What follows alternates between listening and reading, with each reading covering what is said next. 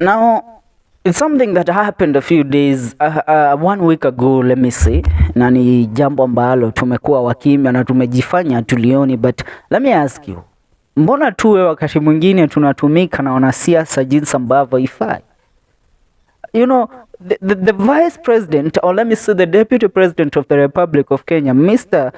Rigathi Gachagua, alikuja na akapata kuongea kiwazi sana katika hafla ya kuweza ku launch foundation ya Samido katika huko katika mitaa ya Parklands, na akasema kwamba wasanii mtajipotezea sana wakati ambapo mnawaalika watu ambao sifa zao si nzuri katika hafla zenu. Na wakati ule Deputy President Gachagua, naibu wa rais Gachagua, alikuwa akielekeza kidole kwa wale ambao wanamwalika Maina Njenga katika hafla zao.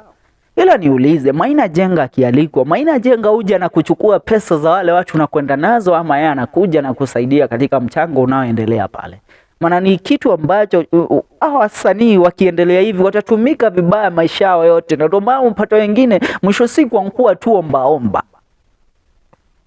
Sijui tunaelewana. So kutoka that incident happen, wasanii wameogopa kumuita Maina Njenga kwa events zao. But let me ask, why should somebody be so intimidated by the popularity that somebody like Maina Njenga is gaining in the Mt.Kenya region? This is the reason why. Gachagua and the government of President William Ruto, they have realized that they don't have the Kenyans, the numbers as they thought. Ikija kwa sasa waseme wanaingia uchaguzini, itakuwa vigumu sana kwa wao kuweza kuchaguliwa kwa mara nyingine. Kwa sababu gani? Wameweza kupoteza the touch of the ground. Maana ground ikiwa imekukataa na watu wakiwa wamechoshwa na upumbavu wako, mwisho wa siku hawatakusikiza. Ni kama wakati mwingine, acha niwapee example mzuri. Wakati upo katika mahusiano na binti, alafu inafikia pointi mmeanza kuwa na disagreement za hapa na pale, mmepigana. Inafika wakati mnafika kukalishwa na wazee muweze kuongeleshwa ndipo muunganishwe. Inakuanga tu, ikiwa wewe ndiye ulikuwa unamuona ule binti akiwa na makosa, wakati unaambiwa maneno ya kureconcile, unasikia tu watu ni kama kuku wanapiga kelele, ni kama bweka za umbwa vile. That's why I'm telling you. So, kwa sababu wameona influence ya Maina Njenga, the last event yenye Maina Njenga aliattend before the incident happened, ya kuweza wasanii kuweza kukanywa kumuita katika event zao, ilikuwa ni event ya msanii wa kigosho wa kitambo Mr. Ezedongo. Na let me tell you, hao wasanii ambao walikuwa wanapiga kelele venye wanauza event ya Fafawa Ezedongo, venye they will show up and support him, they never showed at Ezedongo's event. The bishops and all of them, they never showed.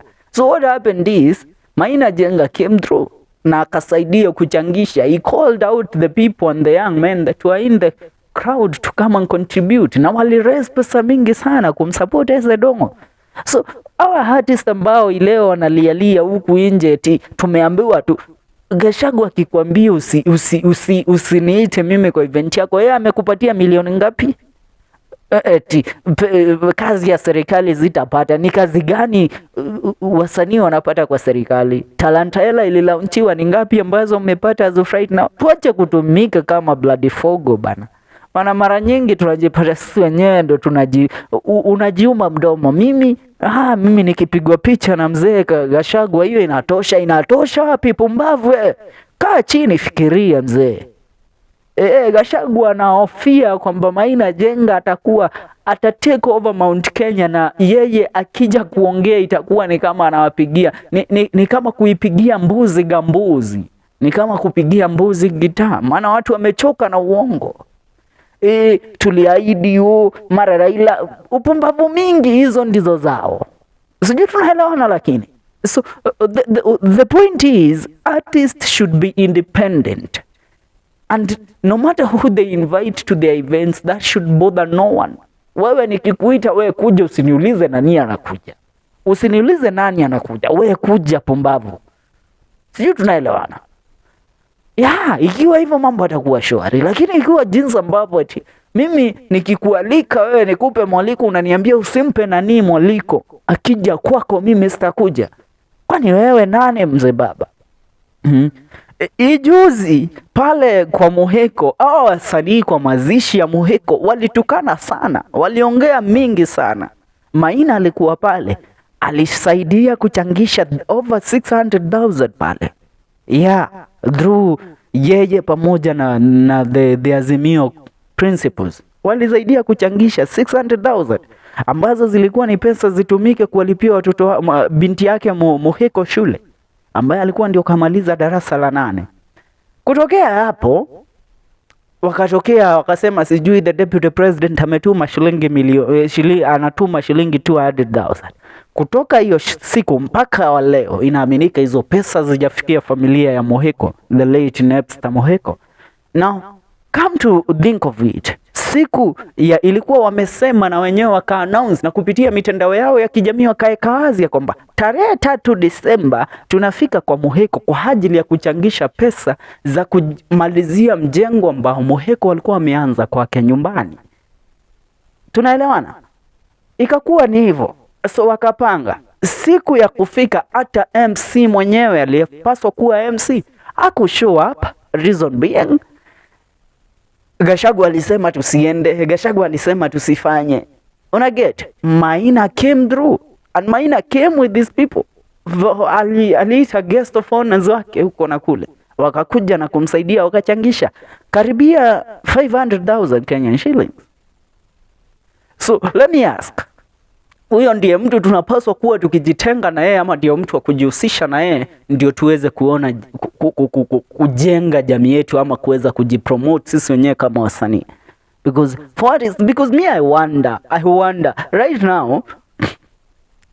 now tunalia Karanja David is sijui mambo imekwenda vibaya. So Karanja David organizes an event today, invite Maina Njenga. Will you all artists show up? Ama mtasema juu amemuita Maina Njenga sisi hatuta happen kukuja? Why shouldn't you come? Why shouldn't you come? Because Maina has come and Maina has a difference with the said deputy president that you support. Mbona muweko kwa mfuko? Because hii ni kuweko kwa mfuko na kukuliwa kwa mfuko kama njugu karanga. That's something that is so out of this world, and I sit down sometimes and think about these artists think. Mara nyingine naona wao wenyewe ndio wanabeba ufala na ndio wanakuwa wapumbavu.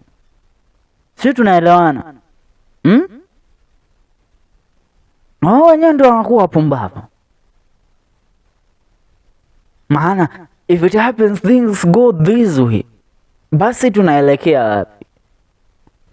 If it's a regime that nikikwambia ni kama nipo na relationship na dem, namwambia wewe ukiongea na mama yako, ukiongea na ndugu yako, mimi usikuje kwangu. No, that's nonsense. Tuache wazee.